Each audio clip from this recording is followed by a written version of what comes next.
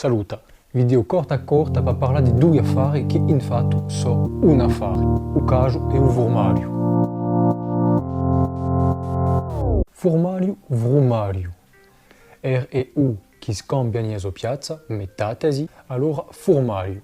Sta parola viene dal latino formaticus, che è un derivato di forma. A forma è un stampo che ha da contenere un lati e dà a sua forma a un formaggio. Forma, formaggio. Caso viene dal latino caseus, che è lo stesso viene dall'indoeuropeo gvat. La parola gvat insegna il fermento, a fermentazione, e con caso si ritrova un punto similare con il latino, l'oggetto a cajadia. E a cajadia che dà a sua forma al caso, torna a forma. Esiste di nuovo la parola vatodia. In due si vaci, fatodia, fa. In due si vaci o caso.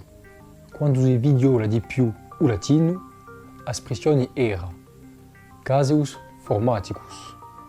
I due insieme, caso e formaggio, erano insieme tanto. Quando si caccia una parola così, caseus formaticus, sia si caccia caseus sia formaticus, si chiama una ellipsa, come in libri o cinema con un'ellipsa temporale, per andare più all'est. Ora ripetiamo, le due parole vengono di una stessa espressione, caseus formaticus. Ogni elemento dà un nome, dà una possibilità.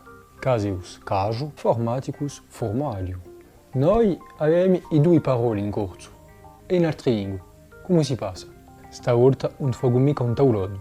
Metto le altre lingue in descrizione sotto. E viva il caso!